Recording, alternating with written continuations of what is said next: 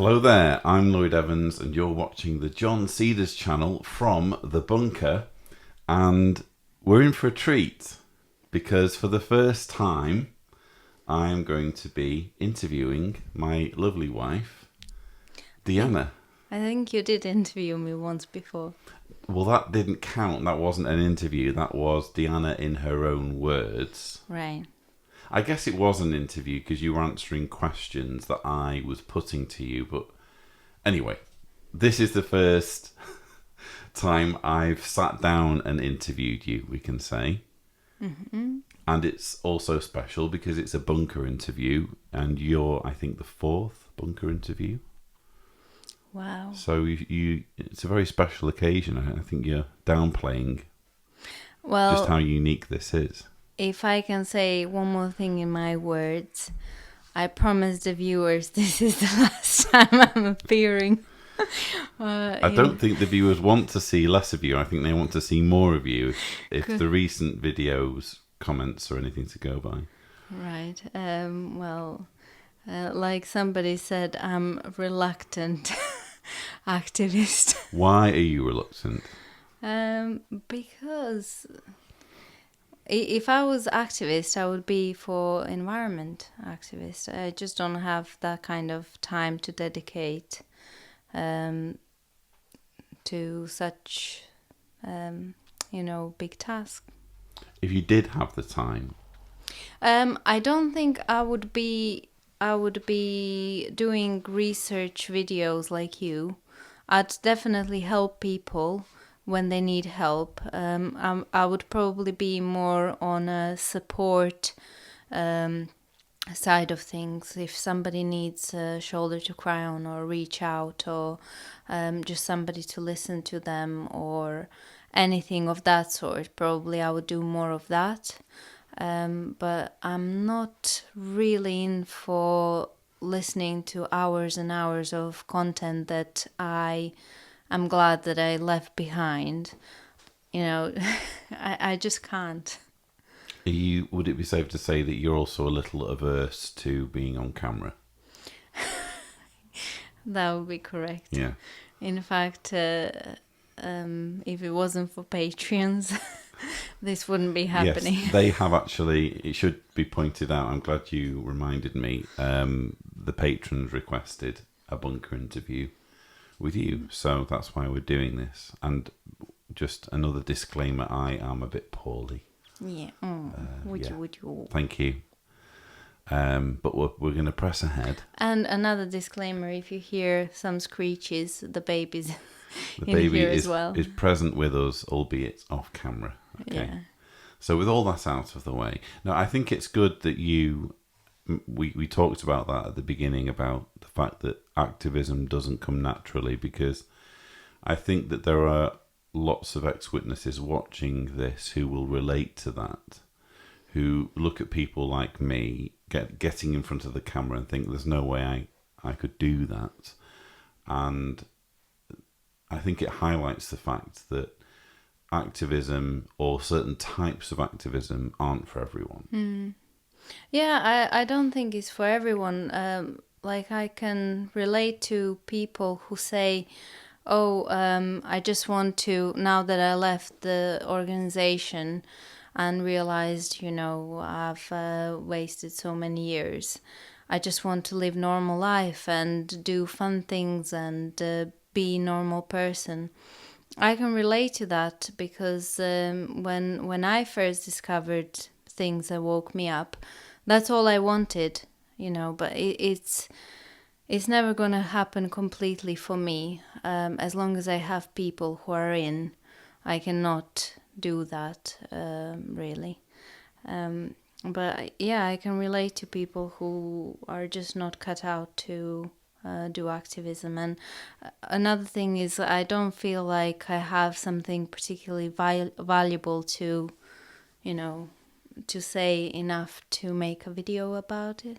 Well, you say that, but whenever we've done a video, without fail, multiple people in fact have commented, I appreciated and related to what Dijana had to say, and that's been true of every video that you've appeared on. So Right. Well, I'm appreciating their comments. Let's go back to the beginning. We need to, for those who haven't seen Dijana in her own words, and maybe this is an opportunity to go a bit deeper or whatever, but how did you first get involved with Jehovah's Witnesses? So I was born in. My parents were Jehovah's Witnesses when I was born. So I was raised from a little age to become one day. And even though I wasn't that serious about it as a teenager, after the death of my brother, it made me want to do more. It made me want to find answers. It made me want to be closer to Jehovah so I can see my brother again. And yeah. And how old were you when Daniel died? Just turned 14. Sure. So prior to that, like you say, you didn't take it seriously. And then... And I wouldn't say I didn't take it seriously, but I don't think I took it seriously, but you could say in a way that it wasn't in my heart because things that were not witness related definitely attracted me, like going to the dance group to learn how to dance modern dances, and I wanted to be in a choir, and I felt a little bit quite a bit sad when I couldn't be in it because they were singing religious or nationalistic songs and stuff. So I wouldn't say I was not serious about the truth. I didn't take it seriously because I believed in Jehovah. So I just didn't take it to heart. There was more of, shall we say, a carrot being dangled after Daniel's death. Would that be fair? There was more in it for you because you wanted to see him again. Yeah. And also because he was exemplary brother in the congregation. I knew I wouldn't ever replace him, but I wanted to make him proud, and I want to make my parents proud and my congregation proud. So I wanted to do the best that I can. And what did that involve? How did you throw yourself into the religion? So after I got baptized, I started to go on the ministry more, and started to hang out with pioneers. And I decided, there is no excuse not to be a pioneer if you really love Jehovah. So that's what I was kind of preparing myself when I was in school. And as soon as I finished school, I was auxiliary pioneer that summer. And in autumn, I started regular pioneering. So just because I'm not completely familiar with the school kind of ages and what have you for Croatia, what age was that you began pioneering? 18. 18. And how challenging was it for you in terms of finding work and supporting yourself? It was very challenging because it was hard to find job, and then any job, but especially job that you could work while you're pioneering, because it was 70 hours a month.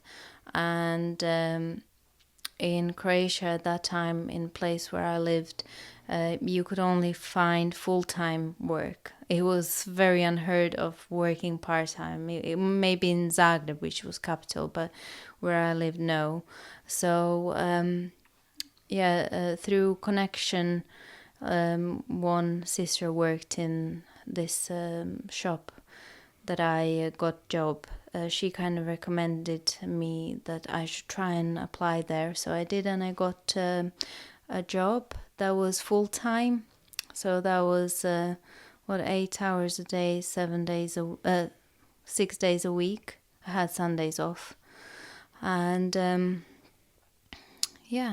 was... So you were working, when you had this job, 8 hours a day, Monday through Saturday, and in addition to that, doing 70 hours per month pioneering. Yeah. That's pretty hard going, isn't it? Yeah, it was quite a challenge. What did a typical day look like? Oh, I should have gotten one of my. I still have one of my ministry. How do you call it? Schedules. It was work. After work, I would often change at work into skirt, go ministry, and then maybe So have. what times? Talk us through the time. I don't know whether you can remember.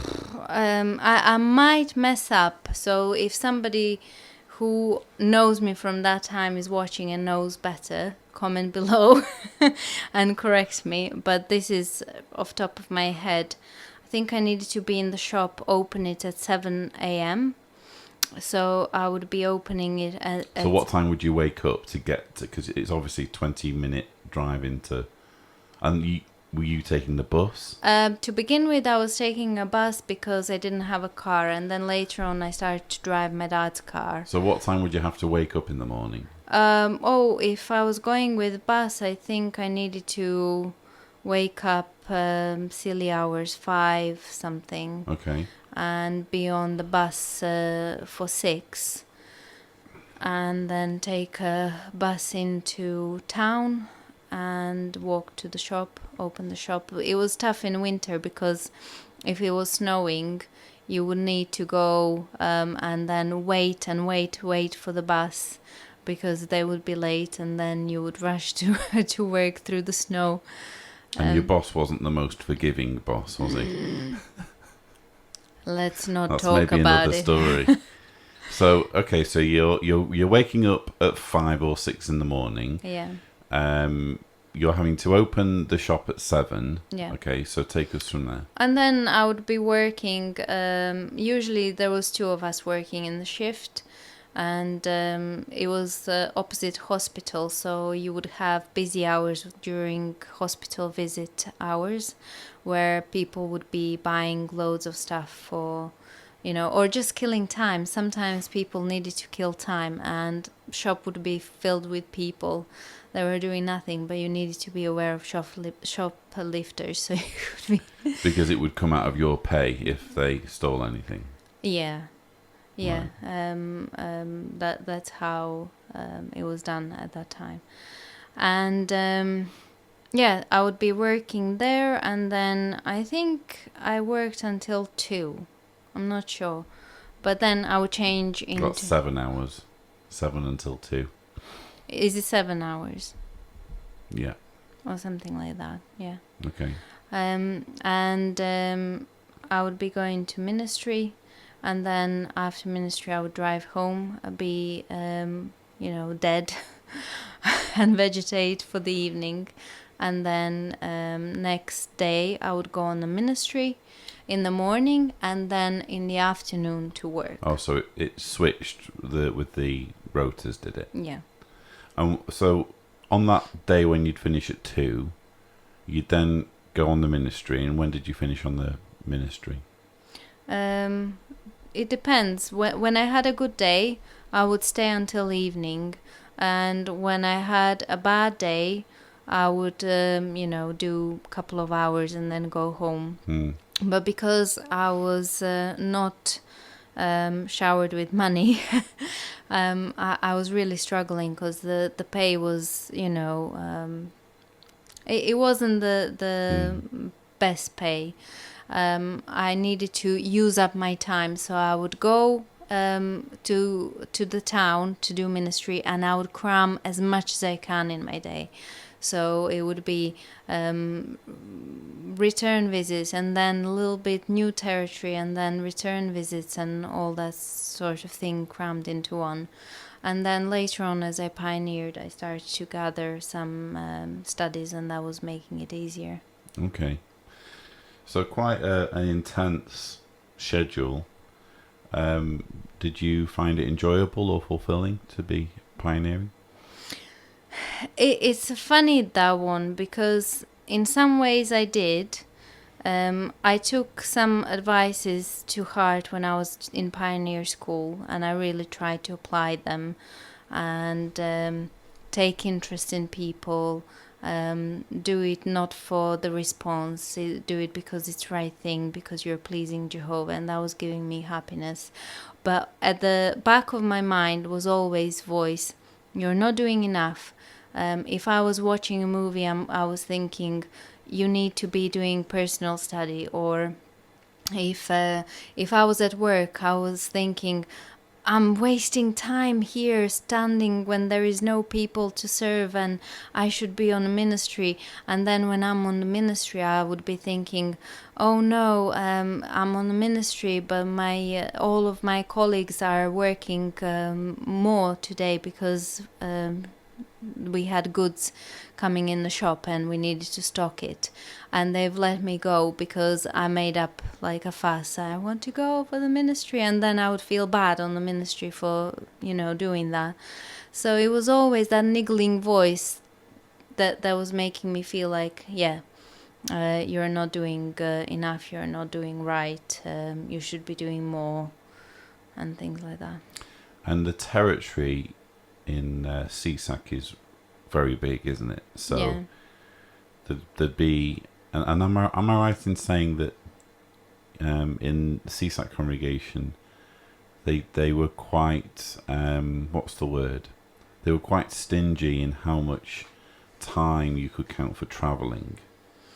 I think it was not just in the CSAC congregation. I think it was everywhere. Right.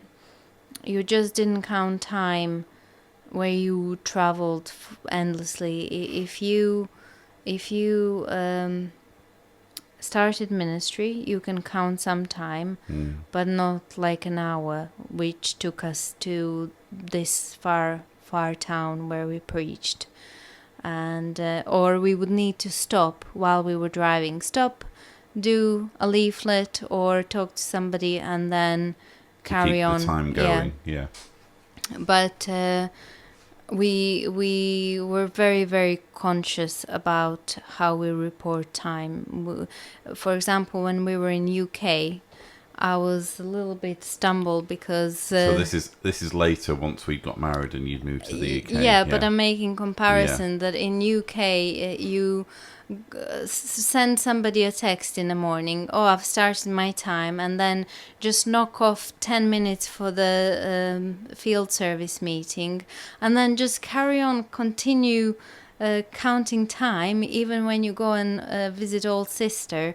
Oh, she's old, she's not going to the meeting. It's encouragement, and you count that time. In Croatia, if somebody is baptized, you don't count time with them. I don't know how it is now, so if you're doing that now in Croatia, I apologize, but that's how it was when I was pioneering. But the point is, you had a large territory, and you weren't even... let's say you travelled to the southernmost border with Bosnia, because CSAC's territory is bordering on Zagreb right down to the border with Bosnia. So if you drive the 50 minutes from here to do a call, you can't count that time, even if you're speaking to someone before you get in the car and speaking to someone immediately when you get out of the car. Yeah, I usually wouldn't count that time unless sometimes what I was doing is sending text while in the car, like to keep the time going and stuff. But yeah, it was... I did find it enjoyable sometimes, even despite hard work. Especially going to far places, people were more responsive, and you were more incentivized to do that long trip to that place, because you thought, well, I'm going to have conversations. If I go in town, it's going to be closed door after closed door. And then you come there and they treat you like you brought this really good news. And when you're pioneering, that's all you want, talk to people. So yeah, I need to be honest, I did enjoy it at times. Sure. Well, I want you to be honest. That's kind of the whole point. So I mentioned Bosnia earlier because, again, it's 50 minutes from where we live, and I went there one or two times with you, but I just want you to recount the story that you told me, because Bosnia is obviously a mostly Muslim country. I think that's fair to say. And you would encounter Muslims when you were preaching, especially near the border with Bosnia, and you told a story of when you had quite a scary encounter. That was actually another occasion when I was pioneering in Sarajevo. Oh, so you were actually in Bosnia when you... Right, okay. Yeah, so that was when there was need to help out with the greater territory around Sarajevo after war. And few of us pioneers filled out applications and stuff and went. So I was 20 days preaching around villages there. Oh, okay. And we got to a place where, I don't know how you call, like Muslim priest. Imam. Yeah, maybe. Imam. Yeah. How, probably. I don't know the parlance, yeah. But I apologize to anybody, Yeah. I don't know. But we went to his house, and because we were preaching all around, and he found out that we were preaching in his village, and he called us in his house. And as we sat at the table, he put a gun and tried to intimidate us with a gun. And we were quoting scriptures, and saying how we're happy that we encounter such peaceful and loving people in his village, and we were trying to kind of sweet talk him, but it was terrifying when somebody just puts a gun on the table, especially after all the animosity, after war. So, I think that's as well something that you don't think enough about when you're a witness, is you just assume that everything's going to work out well and nothing bad could happen to you while you're preaching. But there's no reason at all why something terrible... I mean, I remember there was a story once of some women getting mauled by dogs in the preaching work, for example. And I'm sure there's even worse stories than that. I remember people being confronted with gun here in our territory. In our territory, right, okay. I say our territory as though it's still our congregation. Sorry. Okay, so you had quite a colourful time, and things got even more colourful because one of the guys in your congregation went to ministerial training school in the UK, and I was in his class. Ooh la la. Yeah. So we came to CSAC for our first year's reunion. Talk us through what happened, and feel free to embellish the story. Right. Well, there was this reunion that was happening, and the guy who brought everybody to the congregation basically planned lots of ministry and lots of meetings as things to do. It would have been a very boring reunion. So we thought, well, let's spice it up a bit, and we're going to take them here and there. And I was one of the drivers to drive lads around, because you all didn't have a car. So we went to Plitvice, and Plitvice is a national park, quite a tourist attraction, isn't it? Yeah. And that's where I learned that you love music, and so did I. And I learned that you had a camera, which was quite annoying. Yeah. And that you were very... I was, how can I put it? I was very enthusiastic about you in particular. And I did the exact opposite thing of what someone should do when they like someone, and that's basically shove a camera in your face at every opportunity. Yeah, and be in my face. And be in your face, yeah. Yeah.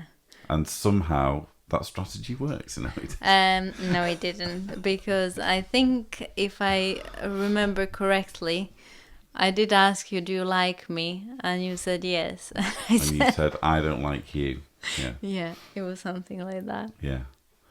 So it didn't get off to a great start. Yeah. But you finally fell for my advances. Yeah, and albeit through your writing. Yes. So it was, we were exchanging messages on MSN Messenger. This dates that just shows how old we are. This dates We're the ancient. story. Yeah, shows how ancient things were. So MSN Messenger. If you're a millennial, you'll have to look that up, I guess. That's what WhatsApp of now. Yeah, basically. And I think it went. We basically decided that we'd give each other some space. I can't remember what the reason was. Because we were talking to each other after I said I don't like you, and then you kind of dropped your guard. You stopped being so in my face, trying to impress me, and you were just talking normally, which made me like you then. But I wasn't sure, so I was like, well, let's just give ourselves distance, so we can see how that affects us, because we started to talk a lot. And then during that month of not talking, you sent me a letter. Was it a month that we? It was supposed to be, but Right. it wasn't. Okay. So we said that we're not going to talk for a month, but I cheated, and no, I didn't cheat. We said that we wouldn't message each other. So I thought, well, if I actually write a handwritten letter and put it in the mail, that's not messaging. Cheeky. And apparently was it the handwritten letter that won you over? Yeah. Well, all those who and don't. I did the CD compilation as well, by the way. Yeah. Oh, yeah. That was quite clever, I must say, because I do love music. Yeah. But watch and learn, folks. This is how it's done. Yeah, but you have beautiful handwriting, and you. What got me is that you wrote a lot about your family in the letter and other things other than yourself, and I thought, well, that there is yet hope for him. Yeah. So that kind of helped get things back on track, and the relationship continued. I'm basically doing the interview at this point, aren't I? I'm sorry. What happened next, Dijana? Oh, what happened next? Okay, step back. So we then I decided that I did like you, and you asked me whether we were gonna make it kind of official dating stuff, and I said yes. Then we arranged for you to come to Croatia, which you did, and I really did like that holiday. We went on the coast of Croatia with our friends, and after that we arranged for me to go and visit your congregation in UK. So we did that in October, and it was fun. I brought my friends, and I liked your congregation. Everything went smoothly. And then we decided that one of us should really move to other one if we're gonna keep this serious. So it made sense, because you were appointed by MTS to move, for me to move there, because you were appointed to the congregation. So I did. I worked as an au pair. I had not so brilliant experience with that. It was a nightmare, wasn't it? And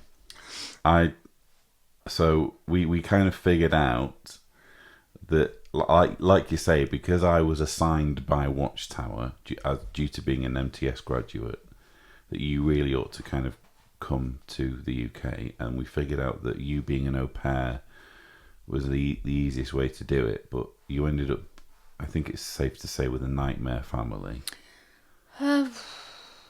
They had their good moments, but there was lots of bad ones. So that was difficult, and I ended up proposing after 6 months, didn't I? I was actually dating. Yeah. It was in, what was it, February when you proposed, or something like that. And that was a little bit risky, because we jumped in the car and drove to the Lake District, didn't we? Without a chaperone. Yeah, but because I had something happening at work, and you kind of rescued me for the Sunday or something like that. I just said, right, let's just do one. Let's just get in the car and escape. Yeah. And you decided to propose on the windiest day on a small boat on a choppy lake. Yeah. And said, we'll wait for the answer. That was something like that. No, it wasn't that. It was you were delaying a little bit. But anyway, so you said yes. albeit under slight duress. And we got married. Yeah. And that's the story. Are you trying to end the interview quickly? Because it's not going to work. Bish, bash, bash. Done. So, I mean, the rest, as they say, is history, and I've written about it quite extensively in the book. So I don't think we need to go over everything. But suffice to say, it was moving to Croatia eventually that led to my awakening. And I did want to just document what it was like for you when you realised that I was losing my faith as a witness. At the same time, I was appreciating you being honest, and I couldn't give you response to the doubts you've pointed out. But on the other hand, my world was crashing because I imagined us growing all together in the organization, you know, going where the need is greater, doing the utmost best in spiritual world. And here you are telling me you're never going to go to the meeting again. And I remember, you know, it was devastating. I did have a hard time to process everything. I had conversations with, you know, my few of my friends, and they were encouraging me. Oh, you know, be strong. You show him that you're strong, and he's gonna come back.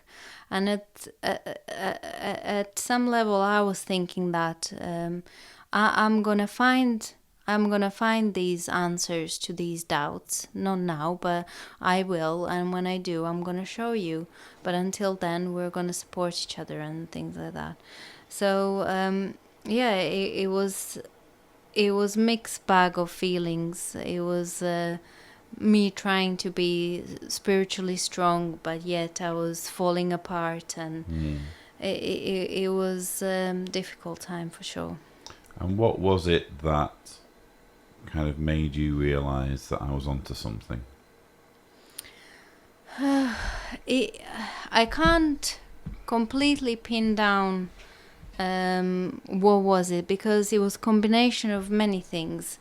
It was what I was feeling, what I was experiencing with people, some experiences in congregation which made me think these men are not anointed by God. If they were, this and that wouldn't be happening.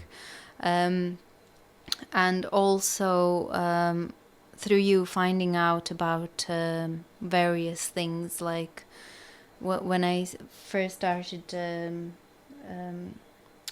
started researching, I said that in the other interview that I found Barbara Anderson's story. Yeah. And when I read about child abuse, I was horrified that I thought, oh, is that all? And for a moment I thought that, and then I thought, well, you know, if it's one child, that's too much. And it all piled together until the point where I thought no. And as well, for many who don't know, I had a miscarriage, and when it was happening, I was thinking, if I was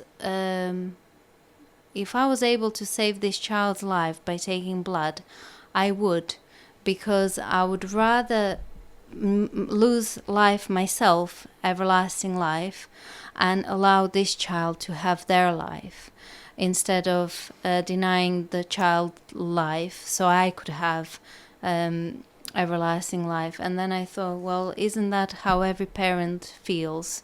So how come our divine parent is more interested in glorifying his name on tears of many? That was also one of the thought processes going through my mind when I realized, oh, for a certain reason I would take blood, which makes me actually somebody who would be disfellowshipped for thinking that or for doing that. So there was many things together until through you, I was finding more and more like UN and this and that, and yeah, just at one point you can't take it anymore. You just think, if one thing's wrong, actually the whole organization doesn't stack up. Yeah. So if there is many, at what point do we say, well, this organization is like any other we are warning people about? So what did I do that helped the process of you waking up? You didn't pressure me, which I think if you were trying to shove information in my face, I would be no. You were trying to convert me, or you were trying to get me away from Jehovah. But just allowing me that time to see things for myself, to find out things for myself, or tactfully making information available for me there. That helped. And also watching loads of documentaries about other religions. I watched loads and loads of documentaries that about Mormons, about Amish, about Baptists, Westboro Church, about some cults in America. Yeah, and it was funny when I realized the language that we use, and I thought it was theocratic language, is just basically American church language, to put it bluntly. Sorry, America, but we're blaming it on you. Yeah. Yeah, well, that's how it was in my head, this revelation. The Louis Theroux documentaries, there's now 3 of them on the Westboro Baptist Church. Yeah. Were, I think, very had a big impact on you, didn't they? Yeah. Because you were seeing the exact same thing happening, just in microcosm, because it's just like one group. Yeah. And I think, is it Kansas? I think, I don't know. I can't remember Kansas now. in my head. I don't think it's Kansas. I'm not sure. Anyway, yeah, Topeka, Kansas. Oh, is it? Yeah. Okay. So the same thing, the same dynamic happening. Okay. And they reached a point as well, because obviously I started my activism work while still technically a witness. Yeah. And you see, that's a little bit of blur for me. Right. Because I would, if you put me on a stand now and tell me to, point out exact timeline of how things were happening, I would kind of shuffle it, because from that point it's all a little bit of mix for me, because I was going through emotional turmoil. Do you remember me setting up JW Survey? I do remember that, yeah. I remember you saying that you wanted to make survey so people can vote on, so you would get kind of what was the name of the information that you get on the end? The results. No. Anyway, when you get kind of, like they have in the yearbook, all the. You mean like a graph or a chart or something? Yeah, like you would know how many people are. The percentage of how people felt on certain issues. Yeah. Yeah. So I remember that, and that being something controversial, and then John Hoyle set you up with JW Survey, and then you were, I think I'm gonna make a article because I'm really passionate about this subject. I need to write it somewhere. What do you think? And I was like, go for it. And you would be saying, you were on the forum, and you would be telling me what people are discussing and things like that. I remember all that, but I can't put it exactly in timeline when it happened in terms of my waking up, if that makes sense. But it reached the point where it moved to... sorry, my voice is giving in a bit. We reached the point where it moved from undercover activism to disassociation. Yeah. So just to kind of set the record straight, because I think that there's a certain kind of damsel in distress thinking going on with some people who knew us, that Lloyd is manipulating Dijana, and Lloyd's Yes, please rescue me, help! Lloyd's this dragon. Sorry. This. No, this is staying in. This is brilliant. This is grade A stuff. Lloyd's this dragon that's keeping Dijana captive and manipulating her to do things, and the disassociation was really the big thing, wasn't it? Because I kind of wanted to do that much earlier, and I recognised that because it would affect you with the shunning, it had to be something that we do together. And I think it's safe to say that what really the real motivating factor in the end was Jessica, wasn't it? Because we wanted to draw a line in the sand and say, under no circumstances is anyone going to try and indoctrinate her, because we're making it very clear that we're not witnesses anymore. Yeah, and I didn't want for her father to be treated one way and then me treated other way. Yeah. And here so it was everybody will shower me with love while you're gonna be the bad guy, but I feel exactly the same way as you do. Okay. I didn't want that. I wanted, we're family, we're a unit, so we stick together, and you either accept us all or reject us all. I didn't want this divide. So, yeah. And I didn't want a chance for somebody to indoctrinate Jessica, because I knew if I stayed inactive, there will always be somebody who will come and, try and encourage me or try and preach to Jessica, because they have a way, and I didn't want that. If I believed truly that I'm in, in any percentage of my brain, if I truly believe that I'm denying Jessica everlasting life, I would have stayed. I would have bared anything so she can have everlasting life. But I have lost, or I have completely stopped with my beliefs towards the organization. So I don't have any kind of feelings of loyalty towards organization. So for me, it was easy choice to just get out, because I didn't want anything of that for Jessica, because I don't think it's a healthy way to grow up. So that was in December 2013 that we made that stand and we disassociated. We're now in September 2019, and we're sitting in a bunker in what used to be, and probably still is, your mum and dad's. I still call it basement. Yeah, you probably still do, but it's the bunker, trust me. So it's basement. We're here in the bunker, and has it surprised you the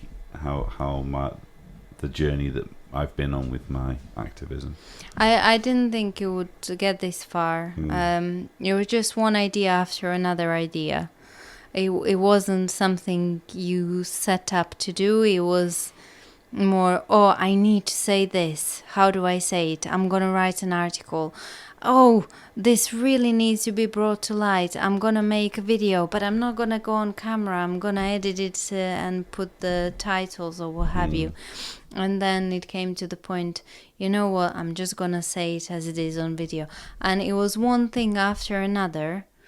And to be honest, in the beginning, I thought it's just a phase Lloyd needs to go through, because he needs to get all these feelings of wasting years and people being stuck in and knowing all these things while other ones don't. Needs to get it all out.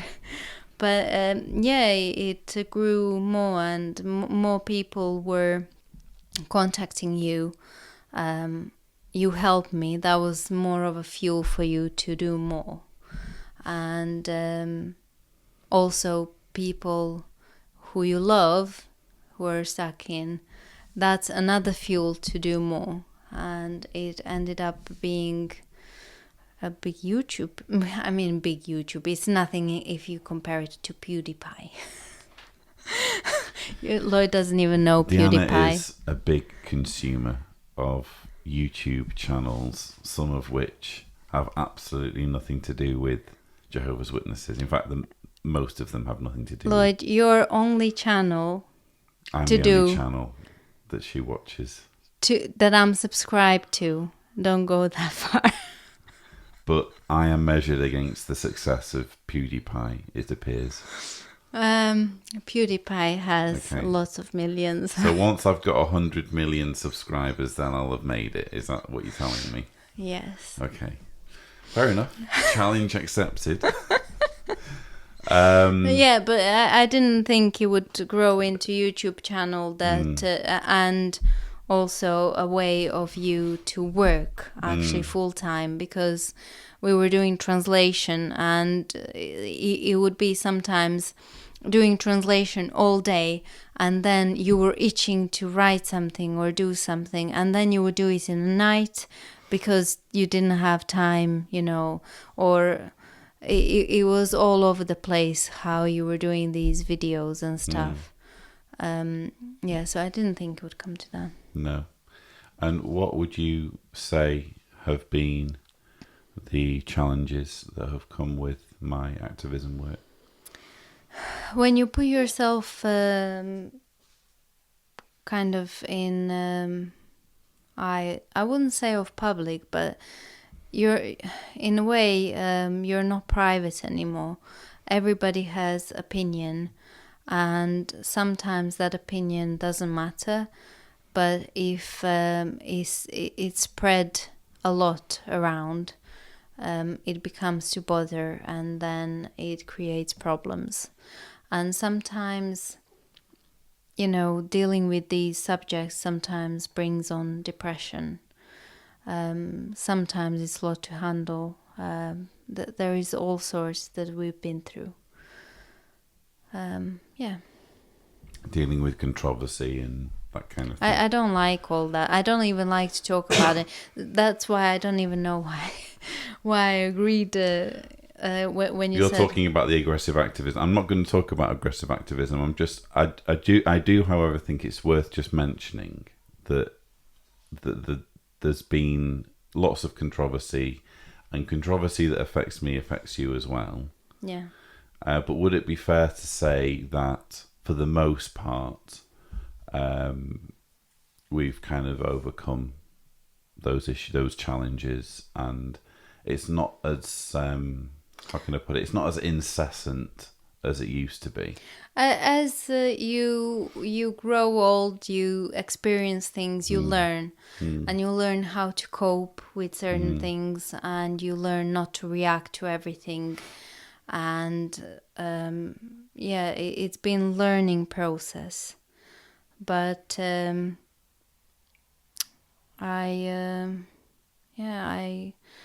think we've gone far from the beginning. Sure.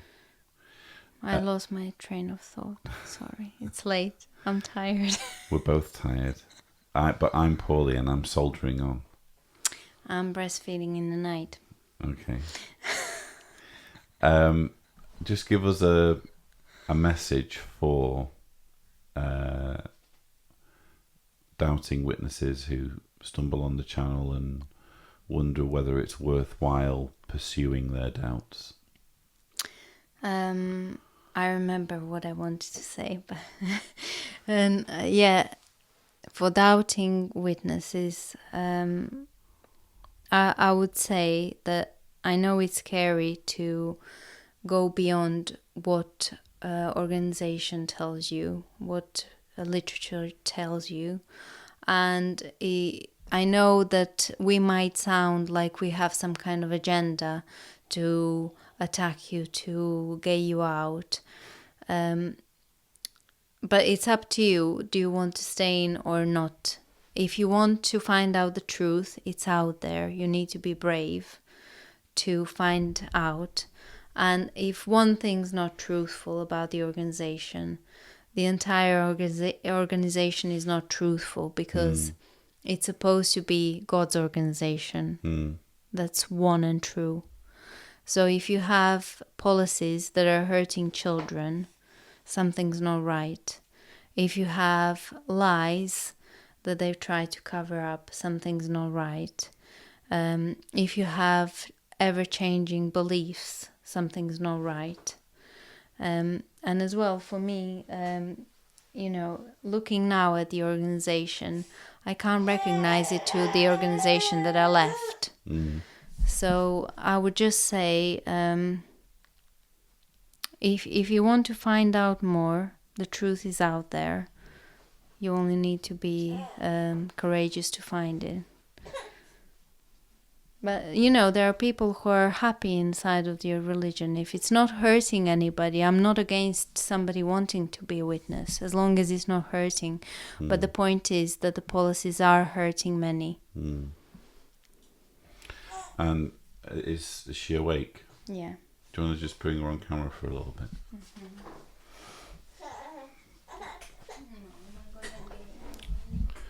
An unexpected treat for viewers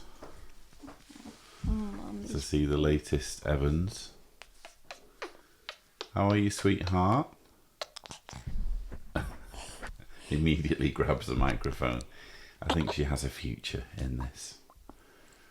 She's already feeling her... Oh, crumbs. She's poorly as well. She's poorly too. Yeah. So, I wanted to kind of bring up, just before we close, that someone called you in a recent video the reluctant activist. And I think it's interesting how, even though activism doesn't come naturally to you, you still are able, because of your conviction, but also I think your courage, to kind of move past those boundaries now and then and speak out. You've done it on multiple videos already. You're doing it now. And I just appreciate it. I appreciate you doing that. Thank you. I must say that sometimes I do feel like I would like to talk more with people about it and be more involved. Just because there are many, like Kim Silvio, there are many who are just recently getting out, and they're so fresh from it all, and I just want to embrace them and be more involved and see their courage and be more helpful, because it's not just point of saving my family to normal life. Many others are suffering inside, especially PMOs, physically and mentally out, who are many of those. But I think there are many others who are doing better job, so... It's not a competition. No, it's not a competition, but if information is out there and people can find it, I don't feel like I need to do something. It's not about being in competition. It's about me feeling I don't need to do it. If I felt like, if I don't do it, nobody else will, then I would. Julia is really good at grabbing things, and she's got a very firm pinch. She's also got the Evans baritone when she really gets going. Well, I, for the record, really appreciate everything that you're doing. And I know you also recently set up a WhatsApp group for, I'm allowed to say, aren't I, for ex-witnesses in Croatia, and that's bringing a lot of people together as well. So Yeah. If somebody is in need of encouragement, you can get in touch with me, but I will be happy to talk to you. But in that group, only people who I know will respect other people's privacy are. Yeah. So, But just to be clear, we're talking about people in Croatia, because yeah. you're going to get inundated with people if you make that offer to everybody. Okay, anyway, and what was the other thing? Oh, yeah. It's a beautiful smile, baby. I think Julia has decided to destroy the bunker, and I think the longer we keep her here, the longer we keep her here, the more the bunker is going to disintegrate. So we'll wrap it up, but can I just re-emphasize how much I appreciate your support and solidarity behind the scenes? Well, I appreciate what you're doing, because I get to see all the messages and emails of people who have been helped. Yeah. And who are really feeling like you've helped them. And I'm glad that I've been behind you doing that, you know. Well, you're part of that because of the support you give me. So, thank you. Thank you. And thank you for watching. Bye-bye. So, before our daughter lays waste to the bunker, we will leave it there. Thank you, Dijana, for joining me. Viewers, I hope you have enjoyed this video. Don't forget if they manage to sit through it, because I'm sure they will. it was boring. It wasn't boring. Don't forget to subscribe to the John Cedars channel for more such videos. And as always, thank you for watching. Do do do do do do do do do do do do do do.